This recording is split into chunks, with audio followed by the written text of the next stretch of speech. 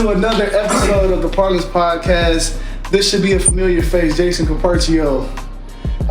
We are happy to have you back, man. Thank you. An honor to be back on your show. Thank you. Great episodes coming out. I'm happy, very happy to be back. So, brother to brother check-in. How are things going? Good.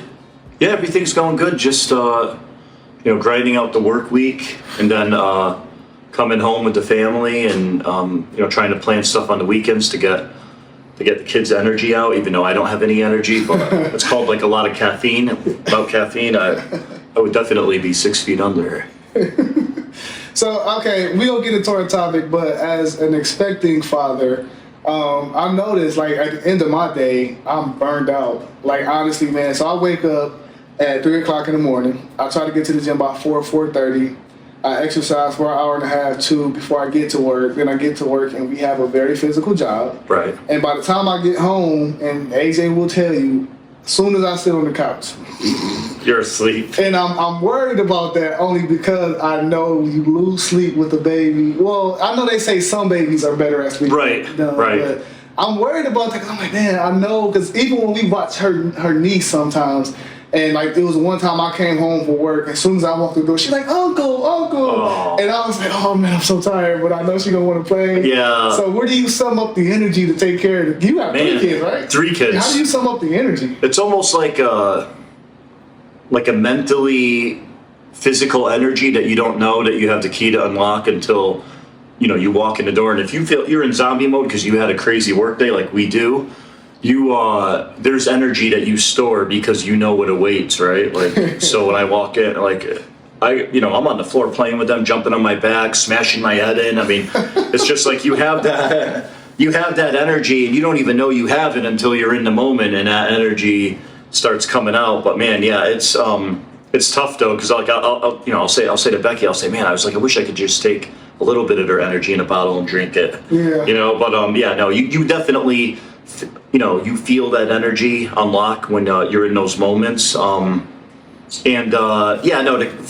far as sleeping through the night, our first 2, Abby and Livy, horrible with sleeping through the night. Then Wesley slept through the night on his first day home, loves to sleep. He goes, Dada, I love to sleep and I love to eat. And I said, good, Wesley, because we're going to provide a bed and lots of food.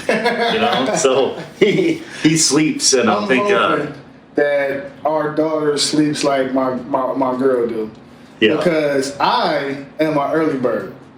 You are. I am an early bird. On the weekdays or the weekends, I'm up at 3 or 4 o'clock. Even if I don't set Oh, no, I remember seeing your text for something, and it was at 4:30. I'm like, the hell? Yeah, because I felt bad because I noticed you had texted me, but I was already asleep. No. I was already asleep, but then I get up to go to the gym. My alarm goes up at 3:10. No. So that's amazing. That you can get up that early. I'll usually get up about 5, and I'll go downstairs, have some coffee just by myself, and just before the house starts waking up. Yeah. Before I get so the kids, I gotta wake them up to bring them to daycare. It's not. They're not willingly awake. The only time they wake up early is on the weekends when we don't have to get up early. Yeah, and that's when you want them to sleep. Yeah. No, but props to you, because to get up that early to go to the gym takes a lot of mental discipline to really, because people don't want to do that. You got to be 100% dedicated, which you are in everything you do. Thank you, man. And that goes to show working out at work, being a father, being a husband, right? So it all goes into play.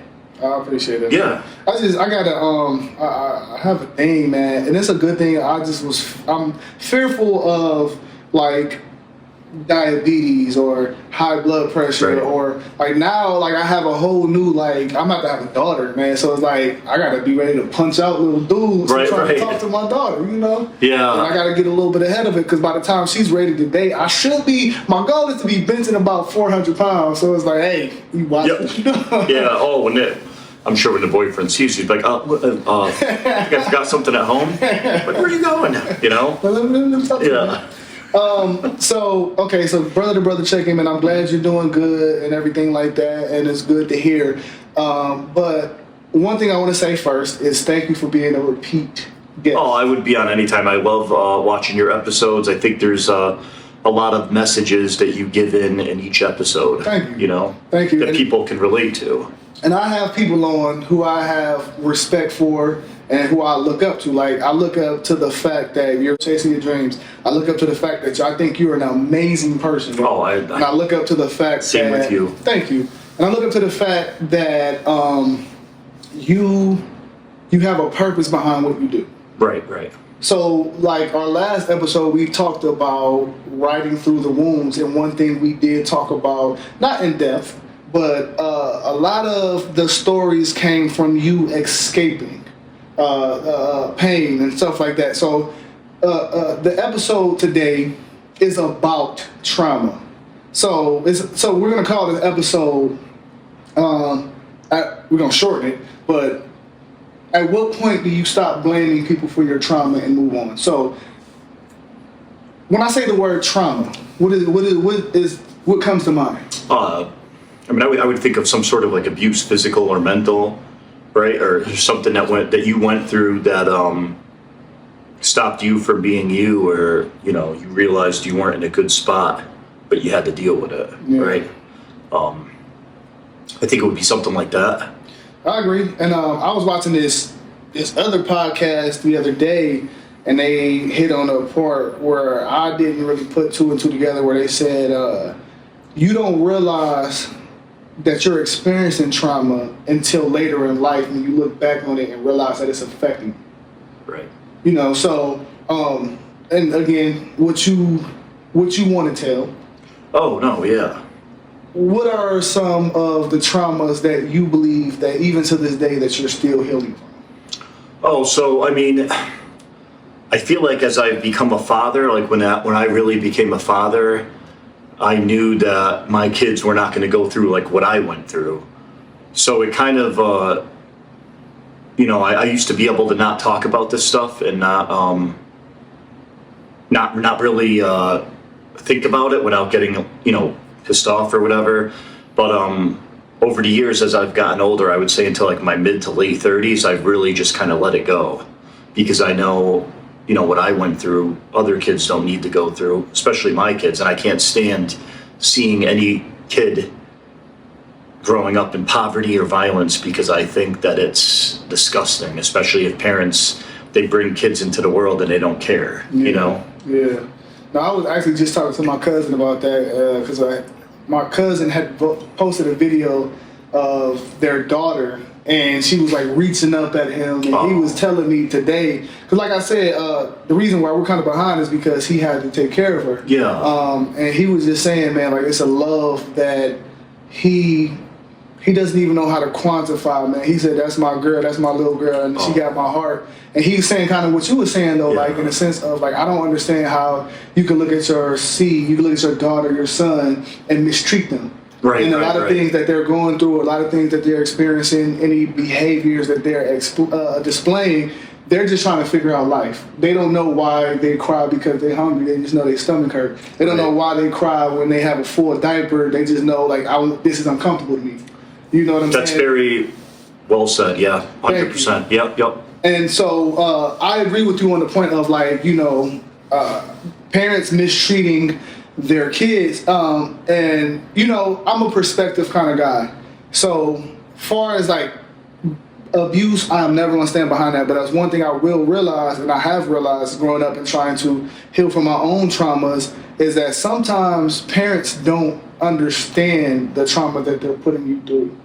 So if you were to explain the transition from being a child to who is looking back on his life and is realizing trauma that they have put through, how do you, I guess, pivot the thought of being a parent now and being aware of things that could be traumatic to your kids? So that's really well said. And before we had kids, I always worried about, like, would I ever lose my cool with my kids? And I'm like, no, I wouldn't. I'm like, just because of what I went through, when I was growing up, my dad wasn't around because only on Sundays, just because of my mom and him not getting along on the basis after the divorce and everything. So, my dad would see us on Wednesdays for a couple hours and then on Sundays for like half a day. but I mean, he wasn't around each day, which I knew he would want to be. He wanted to be, but he couldn't. So then obviously you had my stepdad. My stepdad very, physically abusive towards me, my mother. Anytime I saw him like hit my mom, even though I was little, I would go to, grab him and jack me up against the wall, call you slander words, verbally abuse you, telling you you're always going to be nothing. That killed me inside. And, so to escape from that, like football, high school football was a big thing because to me, growing up in a big city, that was a brotherhood that you have with guys, that you guys are a team together. You guys love each other. You want to win together. And at home, for me, that was being away from home. So for me, finding that love on the field amongst others who you guys care about each other, and you didn't have that at home, that's, for me, it was special too. That's why like football resonates so well with me when I look back on like memories like with high school, because to me that kind of puts a mask on my childhood, because I didn't want to go home. I walked home. I mean, a lot of times we were being evicted, not knowing where we were going to live. And, I never stayed in one place for like more than 2 years or so. Like we were consistently moving, just not knowing where we were going to go. Are we going to have a place to live? At certain points we didn't have a place to live, had to stay with family until we had a place to live. But it was tough for me and my sister. And then, I had to take custody of my sister when I was like 21, my little sister, where my mom remarried to my stepdad and they had a kid together. He left. She never saw him again. And, didn't want anything to do with my mom. And she came to live with me and my wife when we were first married. So we raised her all the way until she got out of high school. And then she went to college, put herself through college, paid for loans. And she's still doing that. And I'm very proud of her. But going through that, I would never wish anybody to go on to that. I was, physically, mentally abused. I wasn't strong enough to fight back until, I was one day, and I threw the guy across the room when I moved out of high school, and then I was living in a hotel, working, and then went to go stay with family on my dad's side, tried to go through community college, and then I was working 2 jobs at the same time, and it was tough, but it's all about like, can you get up and can you dust yourself off? Where I'm coming from is sure as hell not going to define where I'm going. And that's what I always said to myself. I worked hard, saved my money. I'm like, I am not going to go through that again. I'm not going to put anybody through that, and it just, writing, that's what, when I was done with football, when I was at home, I didn't want to be home. I'd lock myself in a room and create worlds that did not exist, create scenes and stories. So that was me. That's what led me to writing. I wrote a little music too. Obviously my singing voice is horrific. So, but I did write a little bit of music too, but I never did anything with that. It's just on paper, but physical paper with ink and whatnot. But you know what, man? And I feel like even though you may have not done anything with the music, man, but I can say as a writer myself, sometimes that just jotting it down is so therapeutic. It really is. You're right. And in the sense of, thank you, Trevor. You could more than welcome to have some if you want some. It's therapeutic in the sense of you're releasing it, and also, man, like from the perspective of trauma and everything that it means. Sometimes you don't realize certain things about yourself, certain mechanisms that you have created to give yourself a form of redemption, right, from these things that you have experienced. You know what I'm saying? And right. I want to relate to you in the sense of when my parents were getting a divorce, and my parents are both great people, but they went through a tough time in life. And when they got a divorce, I was in a similar boat to where there was very limited time that I got to see my father at one point in time. Like I would see him on Wednesdays and every other weekends. And when that was going on, that was when I kind of needed him the most. Yeah. I'm not saying anything disrespectful to my mother, but there is a point where a young man just needs his dad to be around. Yes. You know what I'm saying? 100%. Because there are questions about a young boy that a woman just cannot answer, no matter how wise she is, no matter how good of a woman. no matter how good of a mother she is, Right. there are answers that a woman cannot answer for a man. 100%. You know what I'm saying? They're Yeah. growing, man. So I identify with you, and I see where you're coming from in that perspective of like the shit was tough, man. You know what I'm saying? Like It was was. times I just needed my dad to be there, and there were times I didn't even know why. I just needed him to be there. I just like felt in my mind like I just need my dad here. You know what I'm saying? Yeah. And I know he wanted to be there, and he was there as much as he could, but that created so many different traumas in me that I carried for a long part of time. Like, so up until I met my girlfriend, I didn't want to be married. Yeah. And I think that was from the fear of if me and my wife get a divorce, there's a possibility I won't be able to see my kids when I want to. Yeah. You know what I'm saying? And, you know, my mom always yelled at me, like, stop. She used to yell at me a lot about saying that up until recently. Stop saying you don't want to be married. Stop telling people you don't want to be married. It's like, No, you no. don't understand what me seeing what y'all went through made me think. Think of the sacrifice. Yeah, of 'cause- losing everything you build together. Look, my daughter is 7 weeks away from being born. I can't imagine a day already without being with my daughter. Of course. You know what I'm saying? Yeah. So, one thing that I did notice though, and I commend you for, is the fact that you said you picked yourself up off the ground. Right. So how hard was that? I mean, it was very difficult. I mean, you know, I could have turned to drugs, where that's where I should have gone. I feel like that's definitely where I should have gone. I mean, you know, my mom tried her best, couldn't control really what was happening. My dad, I love my family. You know, I love my dad very much too, and you know, he wanted to be there as a father too, just like you were saying, like with your dad. And you know, it killed me to, especially be at football games and everybody's families are cheering in the audience, and none of mine was there. So you know, I didn't have a lot of support through my, you know, I hate to say that, but it's true. Yeah, no, I mean, I would have loved to like have my family, you know, like cheering you on or whatever. And then I got other players saying, hey, is your mom and dad here? And I'm like, no, I said, they're going to be, but you know, they weren't. But, you know, obviously my sister faced that too, you know, not so much the abuse, but yeah, I mean, for me, it was, I didn't want to end up like that. I refused to end up like that. And yeah, I couldn't, you know, I couldn't let that define me. I mean, bouncing around from towns and schools and not knowing where the hell we were going to be year to year. You know what I mean? I can't imagine. I can't even count like how many schools I had to change when I was younger. But like forming a bond like with brotherhood for football really, I helped that mold me into a man, and I felt like the coaches did too.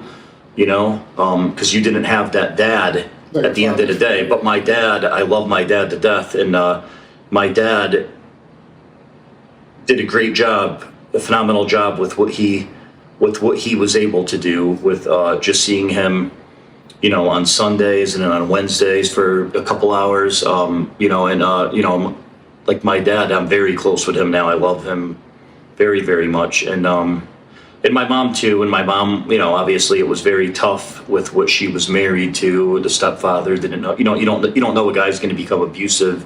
I mean, obviously, you know, it was they were together for only a little while, maybe not even a year, and then got married and didn't even know each other that long. But, you know, obviously the divorce hit my mom really hard, I think, with my dad, but, you know, they weren't compatible. But, yeah, I think the coaches really, you know, played a role. And then my grandfathers, I was close with both of them. I worked with one of them who did Italian mason work, you know, and he worked very hard, a waterproofing company that taught me physical labor. Like, I wanted to make my own money when I was a kid because I didn't have anything. So, like, if I could make some money being a paper boy, or I did farmhand work for like I used to take the bus to like a town and into town and buy stuff into the city or the town that was next over. I would go to the city mall and I would buy stuff with the money that I made, whether it was clothes or like things for my room, just because we didn't have anything. So like if I can make something on my own, It's a gratifying feeling for sure. yeah. Yeah. So I got two questions. I guess it's a two-part question. Like I said before, you don't really realize trauma until there's an experience or time period in your life where something seems similar and you realize that something is not right. So at what point, or if you could explain areas in your life where you ran into that situation where something was wrong and then it dated back to a traumatic experience in your childhood, because I've noticed that myself is when things seem similar and I naturally react in a defensive or a negative way, that's when I can kind of date back and go, oh my God, that's where this is coming from. So like, have you had experiences like that where you've come across something, I guess, similar to be like, all right, I have issues with this because of that? Right. So yeah, no, 100%. That actually makes me dig really deep. Man, I'm trying my best to dig deep because I feel like how you feel. Like I don't want to teach my daughter bullshit. Right. You know, and it's coming from a place of bitterness and it's coming from a place of pain because of what I went through. I want her to know that she has a real chance at becoming free mentally. You know what I'm saying? Or even if she realizes mom and dad are not free mentally, I'm still aware enough of my own stuff to where I can still give her that choice or still be that source that she can run to. Yeah, you know? I mean, literally, man, the stuff you're saying, I feel the same way, and you and I, like, share the same mind and heart because, I'll say that to Becky, too. I'll say, I'm telling you right now, I'm like, these kids, they ever have problems, I need them to know that they could talk to their dad. You know what I mean? And because I didn't have that there, he wanted to be there more than anything, but because I didn't have that there, I'm always going to be there, and I could resonate I could just relate to you so much. And I just feel a lot of times that we are one, you know what I mean? We have that same heart, that same brain, that same strong mind. And it's all about like your strong spirit, I just, it's a terrible thing to go through in life. And what brings me back there is anytime I see like a situation that's not right and something's happening, it's not a flashback, but like you were saying, it reminds me, well, that's wrong, right? And I want to be the righteous voice. I always try to be as righteous as I possibly can be. I always try to be, I'm always honest and I always tell the truth, because if you tell the truth, you never have to remember anything, number one. And number two, if you always tell the truth, you're always righteous and you're always real, it's one hell of a good feeling to go to sleep at night knowing that. You know what I mean? So if I ever see anything, somebody doing something wrong, somebody's doing something like really fucked up, like I'm gonna speak because I feel like that I hate to say that was a blessing in disguise, like being abused and going through poverty, but I feel like if you come out on top on your own terms, then I feel that you can really, be that voice for others, So if I ever see anything wrong, anybody doing something wrong or something's fucked up, then I'm gonna step up to the plate and try to be that voice. You ever been in the gym and you knew like I gotta put that work in today, but you just ain't having enough energy? I know exactly what you're talking about, bro. Just that little extra man with it. So let me tell you what I do. Okay. I visit Redcon One. They have an app, they have a website, and I got this Total War. Oh, okay. They got pre-workouts just like this Total War that I got. They got other supplements that you can use, and they got merchandise. So what you can do is download the app or visit the website. Use my discount code DMerritt1208. Okay. 20% off your purchase, man. I said, listen, my guy.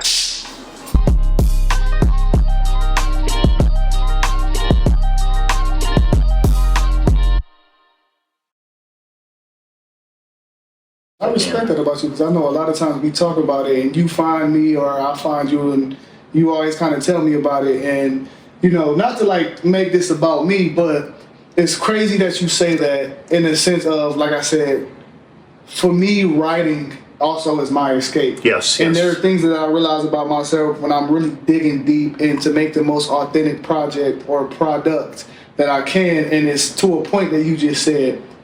I have a line or a couple lines in a song where I say, and it's not out yet, but I say, hardship made me a boss when I learned you had to choose to live despite and make a move or in spite with an excuse.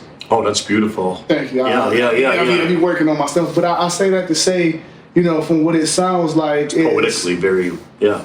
And that's the thing. Like, I was talking to a homie of mine in the gym today, and he does like spiritual coaching, and he's a physical trainer too.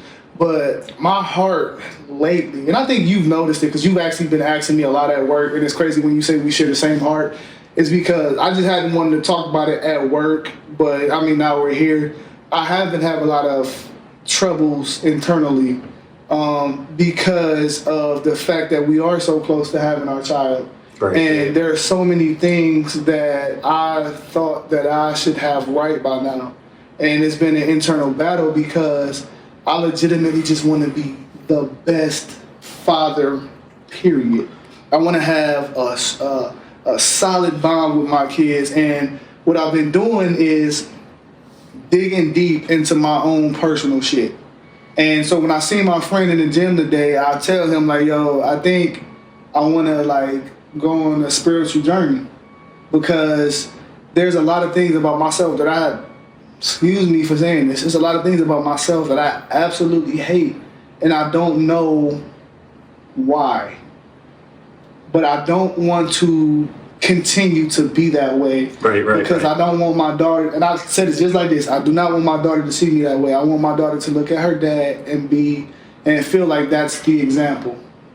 Like you said, I want her to be like, I want to talk to my dad. Right. You know what I'm saying? I want to talk to my dad about this. Even if I don't like what she's going to tell me, right. She knows that her dad, she can just see her dad put in so much work to be a better him past all the shit that he's been through to be like, all right, well, I know my dad had issues here, there, and there, but my dad seemed to figure it out. And I think the first thing, it comes from self-awareness, right. Being aware of things and putting in that work. But I realized, like, man, I've done a lot of growth. I've had a lot of growth, but there's so much more work to be done in order to be the man that I want to be.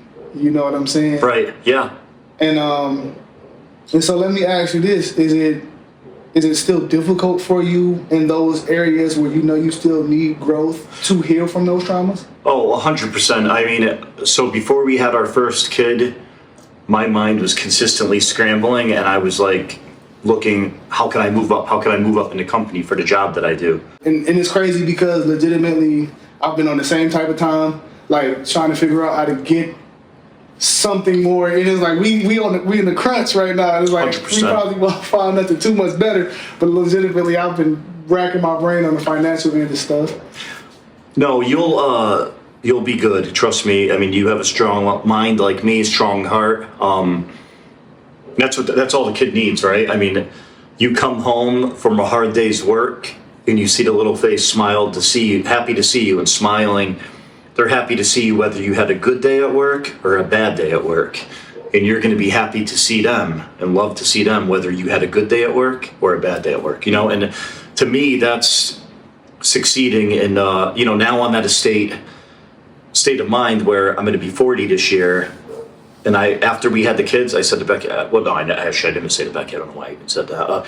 I said to myself, before 40, I got to be somewhere else. Like, not maybe necessarily with the company, maybe a different company, maybe further in the company of what I'm doing, not my passion, obviously my writing. I wanted to be making movies by now, and I got really close, so close. In second place, first place, I would have had my screenplay picked up on, for either it was Amazon Prime or Netflix through a schoolyard studio in Ohio that was for that contest. And come that close, second place, you don't get anything. You get a certificate, little trophy, and then, but you're back at the drawing board, and that killed me for sure. But to get that close is, I'm humbled by that, of course. But then, when I look at that, right? So I'm not making movies, but I'm 39. I'm going to be 40. and I'm, still at my job. And I, obviously I look at, my job, right? And also my passion. Not that my passion's on the back burner, but like, how am I bringing in income? It's not from my passion. It's from what I work, right? So now I'm kind of in that, that mindset, like you are, like I was before we had our first child. And, you're consistently challenging yourself to be better and to get better and to succeed more and to bring in more, right? And I feel like it's a consistent battle that you have within yourself to achieve goals. It's crazy, man. Like when you say in the beginning, you think we share minds because, like I said, I'm not trying to keep on referring it back to my music because the music is not even out. It's just legitimately like me writing from a healing place. I said in another song that I'm writing, I said I've been going through a lot while I've been working on a lot, trying to make a name and still establish my spot. I realized the more I had to carry, the more it is I can drop, but I'm still trying to see where I can get given everything that I got. That's amazing. Because based off how I'm living, it's not enough that's been given. You can't wish on aspirations. You have to make a decision. And I'm tired of regretting and reflecting all those moments, thinking where I could be now if I only had kept it going. That's amazing. And I say that to say, like, I'm in the same mindset as you. As like, when I think about where I should be, where I want to be in order to show my kids freedom, excellence. Right. I harp on all the decisions that I didn't make. Right. I harp on all the things that I did the wrong way. A lot more than is probably healthy, but also in a sense, it's like you said, man, it kind of keeps you going. It does. I mean, you always have that fire in you, right? And you always have that passion and like for me as a kid, nobody gave a rat's ass about like what, I didn't get any support, but like, hey, what are you writing? Like, everybody kind of told me, like family too, you got to kind of get like a real job, Yeah. not that they don't believe in you, but maybe they just don't see it realistic, right? And then I met my wife, and then she saw my story. She's like, you gotta do something with this stuff. This stuff's amazing. And I was like, So I stopped writing like when I was like, I don't know, 18, and then I started again like when I met Becky, my wife, and it's all about having the tools in the toolbox that help you, right? Like, and in a sense, like all the things that were around me, all my tools weren't the greatest, but then you come across something special who believes in you, right? And just that believe in you, that belief from somebody that can build you up from the ground up. And we're, you and I are our own worst critics, right? Because we're going to critique ourselves, and we always feel like that we should always be doing better. We want more, and that firepower a lot of people just don't have, right? Because you just give in, you give up. But I mean, if you can pick yourself up and keep moving forward and just keep going forward with your dreams and that fire inside of you that brings out that passion, you just got to keep knocking it out. Like, so for me, like football, yes, and then boxing. Like boxing was a discipline that I loved developing, and then Brazilian jiu-jitsu, kickboxing. I loved watching Muhammad Ali, his ways of fighting, and just before fights, how he would prepare, and I would just like have that mental state, like try to develop that mental state. And then Michael Jordan was a huge thing for me, trying to just seeing his like training videos before games and what he would do to be next level. And for me, that was a huge thing growing up. Like before Brady came with the Patriots, because I would always look up to somebody who's fighting for something. You go up against like the critics who say you can't do it, and then they do it, and then you root for that underdog. Yeah. For me, that was a lot of that was with sports. It just it goes back to sports. Like before Brady, for me, it was Jordan, because Jordan literally came out of college and dismantled everybody in the NBA. I think so, and I feel like he was literally 5 steps ahead of everybody. And I think if he came out today, fresh out of college, he'd be 5 steps ahead of everybody, because it was all that mental, that strength. And before games, he would say to whoever he's competing against, they would say that he would look at them and he would say, "What did you say? What did you say?" Like, Like, I didn't say anything. And he's like, he would think that you said something and then build on it, be like, I'm going to show you, you know? I'm So kind of in that mindset myself. it's all about that, just conquering. And those guys, I mean, they're gods to me for sports, but not just sports, right? But just what they brought to the table. Yeah, and I mean, it's kind of inspiring, or not kind of, it's inspiring to see what they did to now make it to a point where they have accomplished the things they've accomplished based off of mentality. Right. So, I got two more questions for you. At what point do you say you stop blaming other people for your trauma and move on? Well, so I would say, yeah, I mean, I would say like once I was out of high school and I didn't really have anywhere to live, I just, you know, I was living in a hotel for a little while. I think that was where I kind of stopped blaming, right? Because I'm not surrounded by abuse, and I'm my own man, right? And so I felt like I'm gonna go wherever I want to go. Granted, like it's not like I came from wealth, right? So it's not like, hey, I'm gonna go to this college. You got this, right? Like, no, we don't have money, right? So it's like you take out that loan, put myself through community college, paid for it on my own. Didn't finish getting my degree, but like I was doing really well in school, and then I was working 2 jobs to try and pay off the loans. As soon as you take out the loan from Sally Mae, hey, congrats, good luck with your schooling. Can you make that first payment? I'd be like, what? And then you're stressed out about, well, man, I don't have the money for that, right? Yeah. But so definitely I stopped blaming when I was on my own and I had a choice, because I always said to my sister when we were growing up and that, I said, just think about this. I said, in 10 years, we're not going to be here. I said, we get to go our own ways, Mm-hmm. I was always looking forward to being 18 and out of the house and graduating, because I knew I was going to get the hell out of there. And to me, it was an escape, like almost like out of prison in a way. And and now you make your own decisions, right? So, and my kids will never, like my wife, I'm always going to be true to love her more than anything, and my kids too. And, they'll always be able to count on me as a father and a husband, because I'll always be there. And I think it's special to give what you didn't have, but what you wanted, right? Mm-hmm. That's real. My final question is this. Will the Patriots do it tomorrow? Well, I said, if they're not winning, I know I need a bottle of Pepto-Bismol next to me, because I'm going to be screaming at the TV. I think we're going to win. I think we got to put the pressure on Sam Darnold inside and outside the pocket to make mistakes, so he doesn't have time to make a decision. He has too many weapons downfield. And Drake May, if he could hold on to the ball security, he really needs to protect that ball, because he's been getting strip sacked way too many times. He needs to get rid of it quicker. I hope he does. There is no cold weather. It's very nice weather. He's kind of got to get that monkey off his back of being a rookie and making mistakes. You know what I'm saying? Yeah. He really has to let that ball go down the field. You got Stephon Diggs, and I think he's going to have a huge game. Ramondre Stevenson is doing phenomenal in the playoffs. I don't think he fumbled once, and he's been known to have fumbling issues. But then you have a coach like Mike Vrabel, who was with the Patriots in their first Super Bowl. He caught a touchdown pass when Bill Belichick put him on offense from he was a linebacker. He put him on offense, I think, like 7 different times, and each time it was to catch a touchdown pass from Brady, because nobody expected it, yeah. Right? But I think having a coach like Vrabel, who was one of our best linebackers, he instills belief in that team, and I think it's taking everybody to next level. Ramondre Stevenson is doing phenomenal. I think he's going to have a huge game. Hunter Henry, I think he's going to have a huge game. He's a very good tight end.